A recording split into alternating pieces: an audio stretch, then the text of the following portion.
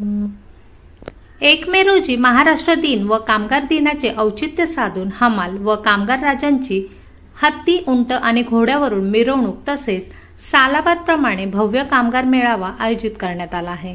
या मेळाव्याला शिवसेनेचे मंत्री शंभूराजे देसाई, सांगलीचे आमदार सुधीरदादा गाडगीळ तसेच शिवसेनेचे सांगली जिल्हा प्रमुख महेंद्र भाऊ चंडाळे, आनंद बापू पवार यांच्यासह अनेक कामगार नेते व कार्यकर्ते उपस्थित राहणार असल्याची माहिती हरिदास लेंगरे यांनी पत्रकार परिषदेत दिली।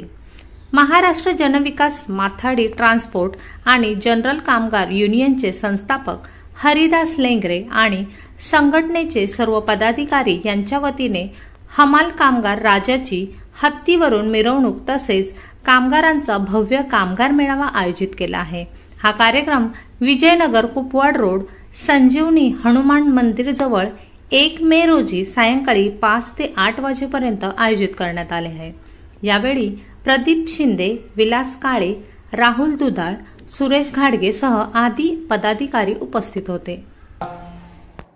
1 मेला राष्ट्रीय कामगार दिनानिमित्त आणि महाराष्ट्र दिनानिमित्त भव्य कामगार मेळावा विजयनगर चौक ते चाणक्य चौक या ठिकाणी शोभायात्रा निघणार आहे।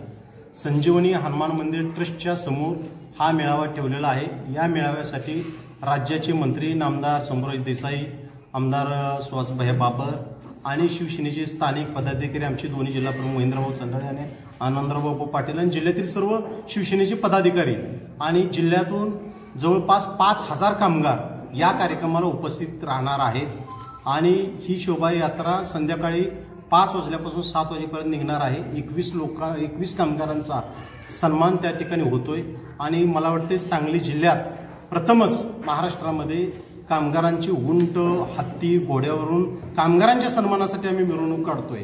खऱ्या अर्थानं छत्रपती शिवाजी महाराज म्हणायचे, उन्हातानात घाम गाळणारा कामगार, कष्टकरी, शेतकरी हा स्वराज्याचा पाया आहे।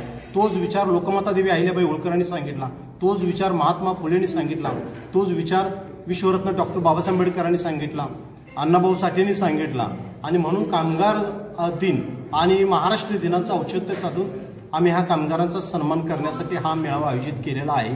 त्यांना त्या ठिकाणी 21 लोकांना पुरस्कार प्रदान सोहळा देखील आहे आणि ह्या कामगार मेळाव्याच्या माध्यमातून जे असंरक्षित कामगार आहेत त्यांना संरक्षित करण्यासाठी शासनाने वेगवेगळ्या स्तरावरती महामंडळ निर्माण केलेलं आहे।